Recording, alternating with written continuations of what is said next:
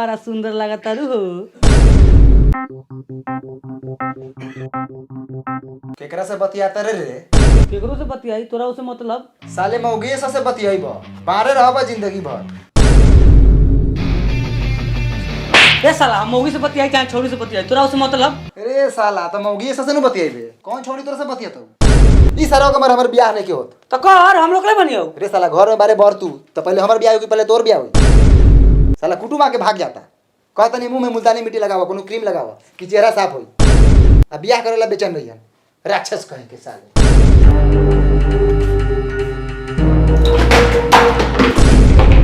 साला घर के गार्जियन ठीक नहीं है। घर में दूगो लड़के जवानों के ध्यान होता, आंख में लाज नहीं के बियाह करी कि ना करी। तो जो गार्जियन के कह बियाह करो हमर। साला कितना बने बियाह हो गए रही? 10-15 को लेके घरों में खेले थे ना खिलाई।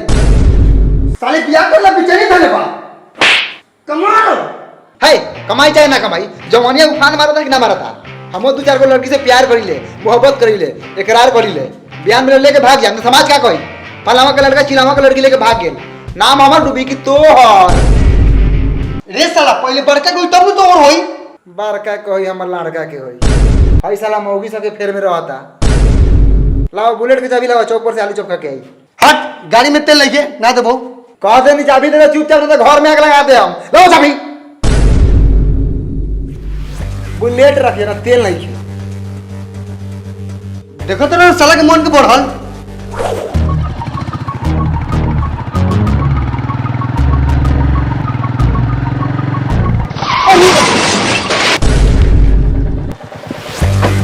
कुछ फूटा ना। अरे साला ना लोग। अरे साला हमारा नहीं खेलो कभी, तोरा ना लोग रे। हमारा नहीं खेले। बैठ साला बैठ। तनको साला का गाड़ी छिला लोई। ता साले तो चाबी से गाड़ छिलम गाड़।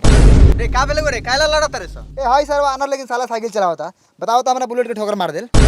हम साइकिल चलावत रहनी है, अब साइकिल बैठ के माल से बतुआत नहीं, उतने में आके ठोक देला, हमारे लागल ऊपर से। का बाबू काहे ऐसे कैले बड़ा? बेचारा गरीब बा, साइकिलो तूर देला, 200-300 रुपया दे दहु। 200-300 एकर बाप देखले साला के 200-300 रुपया। साला के 10 रुपया लेकिन मुंह नहीं खे। 200-300 रुपया चाहिए। इधर साला 50 रुपया बनवा ली इधर। धला कम नहीं खे। धर जो निकल। साला गरीब के बच्चा कहीं का। अब बबू तोरा पापा के नाम का भेल? भूला दास। का बात बा? अच्छा भूला दास के लइका बड़ा। अरे ओतही तो हम जाते रहनी है।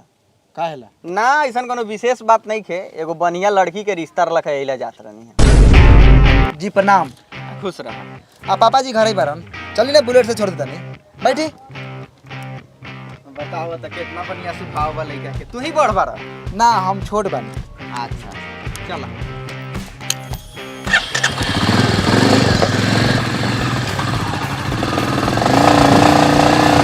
भाई मेरे पास पैसे बहुत कम है, काश मैं और कमा पाता। सारे ईएमआई भी भरने हैं। अच्छा तो ये बात है। तो तुम कॉपी ट्रेडिंग ऐप ट्राई क्यों नहीं करता ओक्टा एफएक्स की तरफ से? क्या ओक्टा एफएक्स?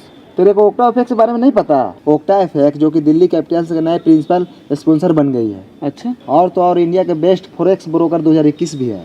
तेरे को पता है ये सब के बारे में? मुझे भी बता। इस प्लेटफॉर्म पर एक ही लिस्ट होती है, एक्सपीरियंस फॉरेक्स ट्रेडर्स, जिनको मास्टर ट्रेडर्स भी कहा जाता है। आप अपना मास्टर ट्रेडर खुद चूज कर सकते हैं। उनके फाइनेंशियल रिजल्ट और रिस्क स्कोर को देखकर फिर बेस कॉपी बटन पर क्लिक कीजिए। इसका मतलब ही मास्टर ट्रेडर अर्न करता है, आप सभी अर्न करेंगे। इसका कमीशन बहुत कम होता है और पे भी सिर्फ तब करना होता है जब आपको प्रॉफिट हुआ हो। तो मतलब मुझे ज़्यादा कुछ नहीं करना? सच्ची? हाँ यार, ट्रेडर को रैंक भी किया जाता है उनके रिस्क पे 1 से लेकर 6 तक, उनके ट्रेडिंग स्ट्रैटेजी और प्रॉफिट के बेसिस पर। मतलब फुल ट्रांसपेरेंसी मिलती है भाई। ये तो सही है। तो अगर आप लोग भी अपना पैसा काम पे लगाना चाहते हो तो जाइए डिस्क्रिप्शन में दिए हुए लिंक पे जाओ, तो आपको मिलेगा exclusive 50% bonus. Octa FX best app है एक्स्ट्रा इनकम के लिए।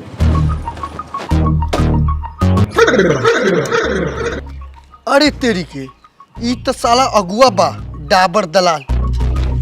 देखल जाओ ये बा हमार घर, पूरा दूध लेकिन उज्जर चमकता। केहू बेटी चौदह के घर नहीं कैसे पूरा गाँव में। ऐसे ना कहे के, भगवान के दया दृष्टि बाकी तोहनी के ऐसा घर बा, हो सकता कल ना रहे। ए रही नु कोनो टीना के घर बा कि आनी में उधिया जाई? ईटा के नु बा, मसाला सीमेंट से बनल पूरा दबा के। अच्छा आवाज जाओ, पापा छते पे बारन।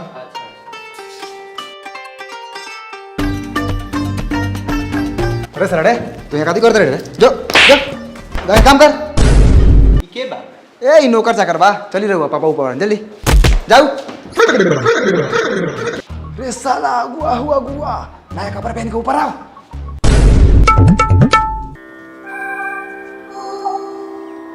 प्रणाम भूला दास। जी प्रणाम प्रणाम। कहीं ना डाबर दलाल जी। जी सब कुशल मंगल। कहल जाओ कैसे याद करनी है भूला के? जी कोनो विशेष बात नहीं खे, एगो लड़की के रिश्ता लेके आए रहनी है रउआ लइका ला। ओ अच्छा अच्छा। रउआ मांग कितना बा बता दिया ताकि हम लड़की वाला के बता दी। जी रउआ जानते बानी हम कितना धनिक मनी बानी, बहुत पैसा बा, घमंड भी बा, अच्छा घर भी बा, लेकिन एगो सुंदर बहू के कमी बा। अच्छा उहे कमी तो पूरा करे आयल बनी। पापा बेटो सा सुंदर हवा कहाँ कहाँ? अच्छा एमे कहे के बात बा, हमर बेटा सब हीरो बा हीरो। अच्छा उ सब तो ठीक बा, एक बार तनी बुलावल जाओ लइका के हमहू देख ली। बउआ जा भैया के बुला के ले आवा। अच्छा ठीक बा, ले आओ बुला भैया। आगे नहीं हमर लइका सब बहुत तेज बा। अच्छा बात बा। पापा आगे नहीं। रे साला माथा से बात नहीं कस। ये हमर हीरा लइका बा, देखी देखी। अच्छा भूला जी रउआ मांग कितना बा? देखल जाओ दलाल जी, ज्यादा कुछ ना कम, हमर दुइयो के बेटा बा, 20 लाख रुपया चाहिए, एगो 4 चक्का। हमार लार चक्का चाहिए। साला इहो अगुआ भगवाई। ए महाराज 20 लाख रुपया नु होखेला? लड़की बा टॉप क्लास के, रउआ लइका बा थर्ड क्लास के, और ऊपर से रउआ बिखाई ने हगतनी। हाँ रउआ बात एकदम ठीक कहता नहीं। देखल जाओ भूला जी, हम चीर फाड़ के बात बोलतनी, ज्यादा बतियाला के कोनो जरूरत नहीं है। 3 लाख रुपया मिली, एगो हीरो चाहे हुंडा के मोटरसाइकिल मिली, चैन सिकड़ी मिलबे करी। 3 लाख रुपया का भीख ले हम अपना लइका से के लाट साहब लेकिन पोसले बानी। पैसा कौड़ी जमीन जाता के हमरा कमी बा का? कुछो के कमी नहीं के, सब बा, लेकिन साला एगो लड़की नहीं के जरूरत। साला ही ब्लैक कोबरा ला। साले जिंदगी में बुरा है तू साले जैसन बाप के चाल पर। हम जाना तानी कि रउआ लगे बहुत धन दौलत बा, लेकिन हमरा नहीं लागत कि रउआ लइका के 5 लाख रुपया मिली। सीधा सीधी बात बताओ तानी, हम 3.5 लाख रुपया तक दिवा देम। अगर रउआ राजी बनी तो ठीक बा, आना तो अब हम निकली ले, हमरा बहुत लइका देखे जाए के बा। ए डाबर दलाल जी क्या खिसा के भागतनी महाराज? कोनो राउर बेटी बहिन बा, चलू रउआ से बतिया के बा। है हमरा से बतियाई। है महाराज रउआ खिसा के भागतनी, हम मानी हमरा से बतियाई ना। कथी बतियाई तोरा से? तू ही बताओ, तोरा भाई के मुंह 20 लाख रुपया लाइक बा? अरे हमारा भाई साला के तो मुँह 1 लाख रुपया लायक नहीं खे, लेकिन रउआ 3.5 लाख रुपया दिया नहीं, 4 लाख रुपया दिवा दी। हम रउआ के 50,000 रुपया ऊपर से दे दे हम। ठीक बा, रिक्स तो बहुत बा लइका के रंग रूप देख के जी। लेकिन कोशिश हम अपन पूरा करके बिहान लेके आओ तनी। जी लेके आवल जाओ, बियाह करावल जाओ। बहुत मेहरबानी हो रउआ। ठीक बा बुआ, आवल जाओ, बैठल जाओ। ई हो गेल लइका के पट्टी पर्दार के घर, आ ई हो गेल लइका के घर पूरा चमकता धमकता उज्जर लाल से पेंट कैल। अलग अगुआ साला दूरा के लेके। प्रणाम। अरे डाबर दलाल जी खड़े बारन, कुर्सी नहीं के। बउआ एक आध गो कुर्सी लेके आवा। ए पापा कुर्सी मांगत हवा। अरे तू कहाँ तेरे, तू मत जो, ला हमरा के। ए हट साला, हमर कुटुंब आइल बा कि तोहर रे? अरे अरे अरे जा। जी बैठल जाओ। प्रणाम प्रणाम प्रणाम भैया।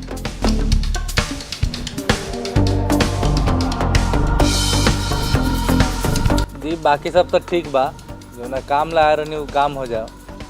हम चाहतनी कि लड़का के बुलाऊ, तनी लड़का देख ली हम। पापा आए लागत इहे लइका बा, हीरो लागत।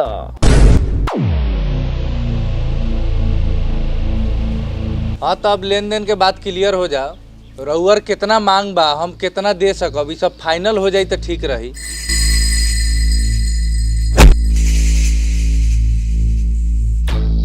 लेन देन तो होबे करी, छोड़म थोड़ी है, पहले लइका पसंद बा। जी हमरा लड़का पसंद बा। बउओ तोरा लड़का पसंद हो? हाँ ठीक लागत है, तनी लखुरात बा, लेकिन दीदी लाइक सही बा। ये सरवा का धन संपत्ति के कोनो कमी नहीं थे, तो यो हमरा दूरा पर रात दिन उठन बैठन करले। ई सरवा तीन को कौन बारे, लेकिन एक हम नहीं चिन्हत। सिलेंडरवा के कुटुंब आइल है। करियाकवा के? हाँ कुछ पूछे के बा, पूछ ली। हाँ पूछ ली, कुछ संकोच ना रहे के चाहिए। तो बउओ बाबूजी के नाम बतावा। जी भूला दास।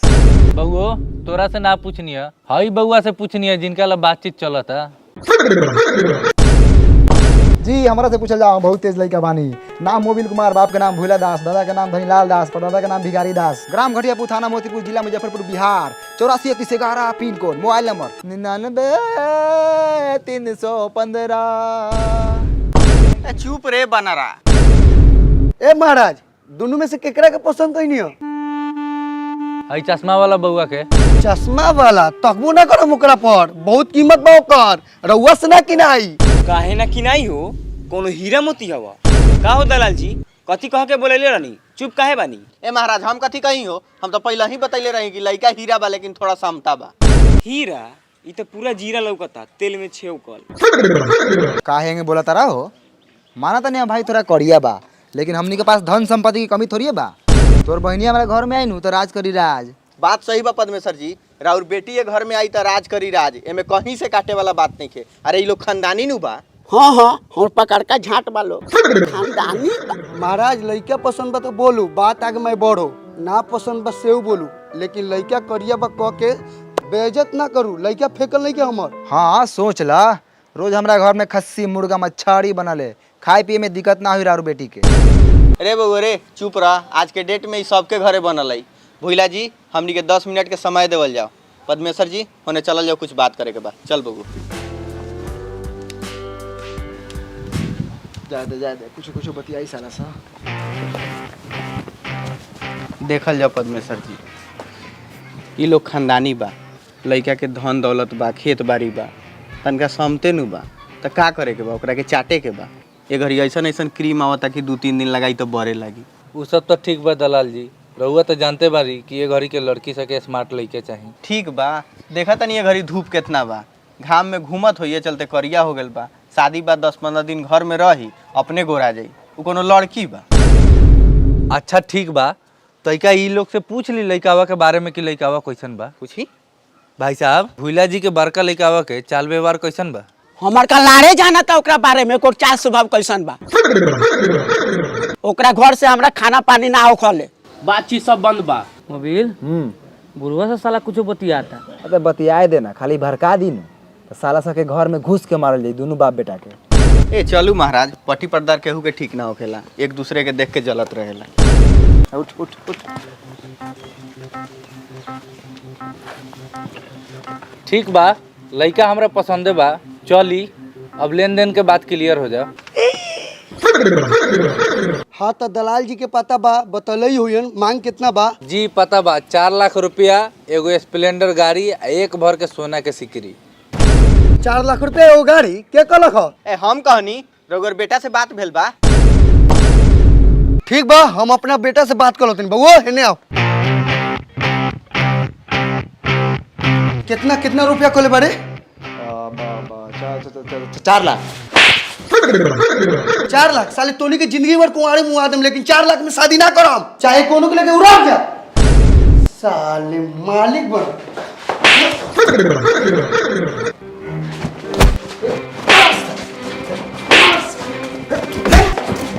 साले रह रह के मारत रह केंगे गाड़वा फाड़ देनी।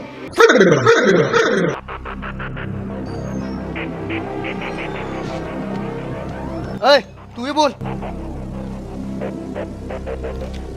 डाबर दलाल जी, हमारा पापा के 4 लाख रुपया मंजूर नहीं खे, 8 लाख रुपया से कम ना लिहन। तो हमनियो के मंजूर नहीं खे, तावा लेखा लइका। 4 लाख से एगो झरल झट ज्यादा देबे न करम। चल बगू, चला, ऐसे ऐसे लड़का बहुत मिली। अरे अरे ए महाराज, ए पद्मेश्वर जी, कहाँ जाता नहीं हो, रुकी ना। ए छोड़ी महाराज, ना रुकब। चल बउआ चल, साले के बियाह हो चल। भोला जी रउआ सोचा तानी कि 8 लाख आ 10 लाख रुपया केहू दे दी तो ई होखे वाला नहीं है। खैर फैली हमर नंबर, अगर 4 लाख में मंजूर होई तो कह देम हम पद्मेश्वर जी के लेके चले।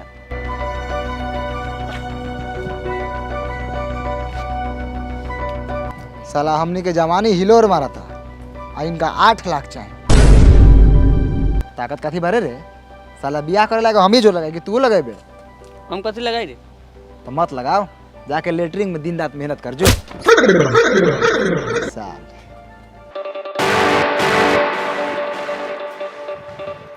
देखिए घर कितना बढ़िया बा। आई बैठी, हम बुला के लेके आवत तनी।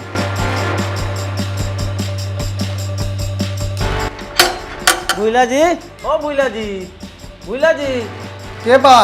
ए महाराज बाहर निकलू, रउआ लइका के देखेला 2-4 गो कुटुम आयल बा। ए मत आओ, अगुआ आइल बा। अगुआ आयल हऊ, लेकिन तोरा के देख के भाग जताऊ। हाँ सत्तर।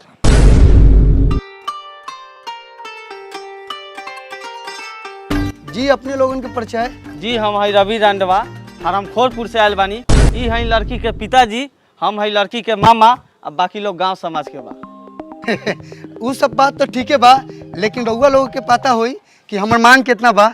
सब पता बा। 8 लाख रुपया कैश, एगो बढ़िया मोटरसाइकिल आ सिकरी उकरी औठी उठी वगैरह वगैरह। जी जी जी, अंगूठी सिकरी ठीक बा, अगेरा वगैरह ना चाहिए। हमार लाल अगरे बगरे बोलले बारा, बोले के लूर झाट नहीं किया, साले अगुआ बनल बारा। जी ठीक बा, रउर मांग सब मंजूर बा, रउआ अपन लड़का के बुलाओ जा, हम देख ली। जी बुला देतनी। बेटा सिलेंडर।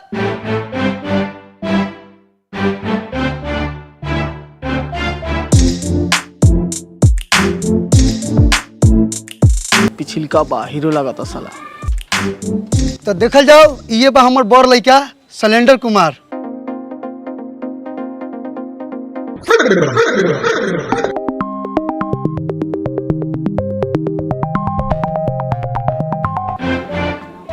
ए हम तो जानते रहने की भाग जाएगी।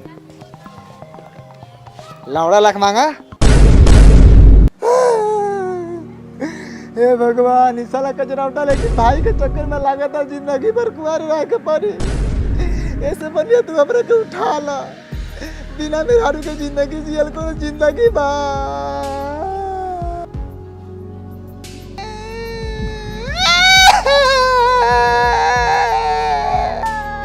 बेटा मोबिल चुप हो जा, अब तोनी के दुख हमरा देखल लिखे जा। जोन कुटुम होता इस साला सिलेंडरवा के देख के भाग जाता। इस साला के चक्कर में तू काहेला कुआर रहब?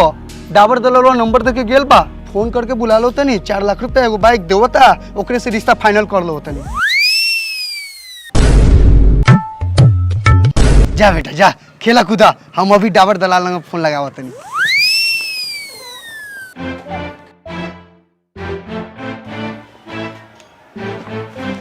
प्रणाम। प्रणाम। बैठा जाओ।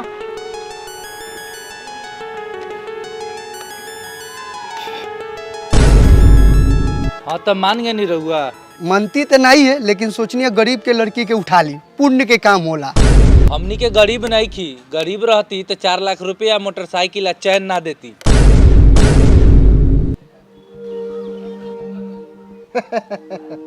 मजाक होता समझी समझी में ना।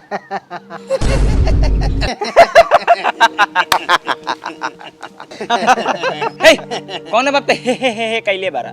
काम के बात करा ना। कहे कर लगा कि हमनियों को लड़की के फोटो देख लेती तो दिल में तसल्ली हो जाती। फोटो कथी देखबा? दरवाजा पर आवा, हमरा सीधा लड़की देख लिया। अरे दुआर पे तो हमनी पहुँचबे करम, मतलब मोबाइल में फोटो नहीं खे, घर परिवार में दिखा देती। हाई हमर बेटवा के देखा तर अन मन हमरा बेटी लेखन बा, दुनू बहिन लेखन लागल।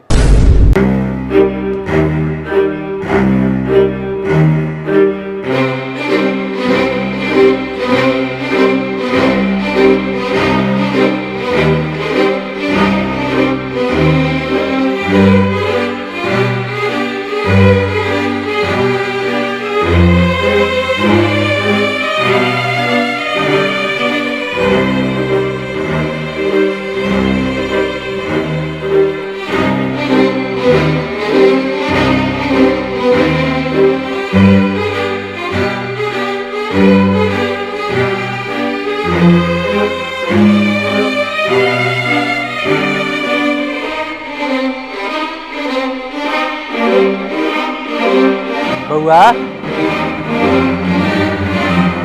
ए बउआ, ए बउआ, कहाँ ध्यान बा? बाबा राउर बेटी पर। हाँ भले बेटा पर। ए, नींद में बढ़ेगा, जाके नाश्ता ले आओ।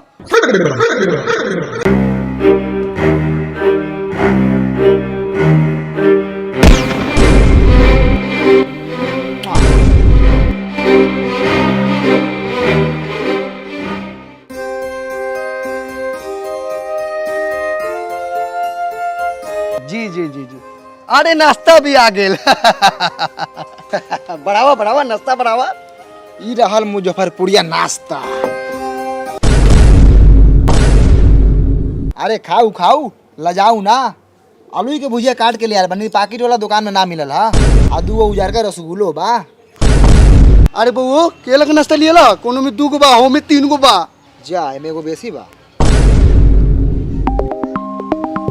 हाँ एमे 2 गो बा।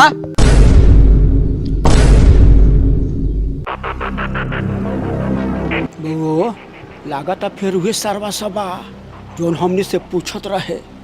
हाँ नाश्ता करता साला सब लागत रिश्ता पक्का हो जाई। नाश्ता पानी तो हो गेल, लेकिन एक बात सुनली भूला जी, शादी से पहले 3 लाख रुपया कैश मिली आ 1 लाख रुपया आ मोटरसाइकिल शादी के बाद मिली। मंजूर होके तो बात आगे बढ़ो। ना शादी के बाद ना, शादी से पहले बुड़बक समझत रह। तो रिश्ता कैंसिले समझी। ए महाराज रिश्ता कैंसिल काहे होई? हमने पैसा के रिखिया है। अरे वो गाड़ी या पैसा बियाह बाद दे हम। ए तू बोलेगा? तू मालिक है। तो ठीक बा बियाह बादे पैसा देम रहुआ, कोनो दिक्कत नहीं के। डाबर दलाल जी थोड़ा एने आई, कुछ बुझे के बा। ए बबू तू एने आ।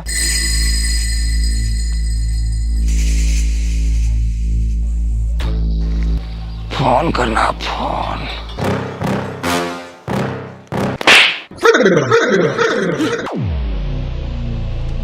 ए काला मरलो घरे। ए सार हवा डोमकच खेलत रहा। दलाल जी हमरा लड़का में कुछ गड़बड़ बुझाता। जे कहनी है से मान लेलक। अरे महाराज लड़का में कोनो कमी नहीं खे। अरे लोग खानदानी नु बा, धन दौलत के तनको कमी नहीं खे। ए चुप रही महाराज, रहुआ दलाली बतिया तनी। हमरा तोरा पर तइको भरोसा नहीं खे। झूठ साच बोल के हमर बेटी के फंसावे के चाहते। हम पता करी ले इ लोग से। कर ली पता? भाई साहब हाँ बोली। हई लइकावा के का व्यवहार बा? दारू उरू पियले का? वो कथी ना खा ले, कथी ना पिया ले। सिगरेट, पान, तारी, दारू, शराब कुछो नहीं कर छूटल ओकरा से। थोड़ा दिन का बाद में जितना धन दौलत बा सब बेच के आ पी जाए। रुआ कहाँ से आके फंस गई रही जंजाल में।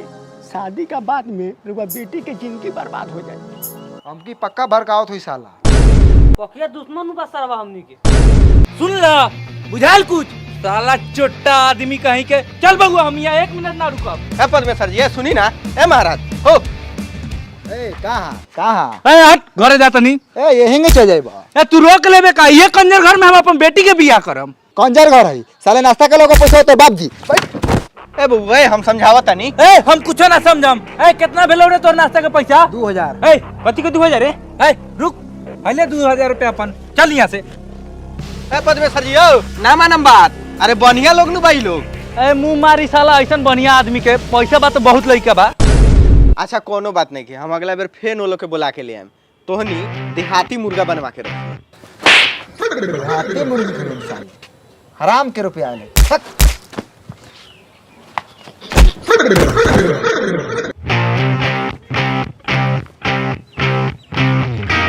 साले दोबारा रिश्ता लेके आ गला नु, मारत मारत मुंह आ देम।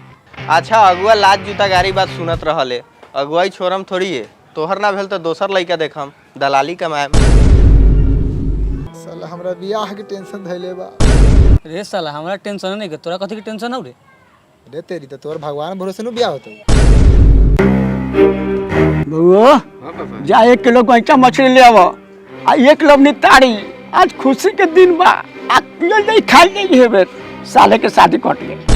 मनाओ खुशी। बड़ा बढ़िया काम करे बरे साला। हमनियों के देख लो तनी कैसे तो अपना बेटा के बियाह कलो तरे। कौन सरवा रोक ली? हमरा बेटवा के बाल उखाड़ के मोछ बना ली ह।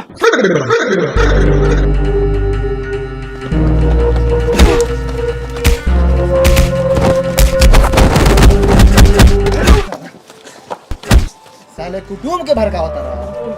बउगो चल पिटानी से पिटानी साले के शादी तक कट गए। चल चल चल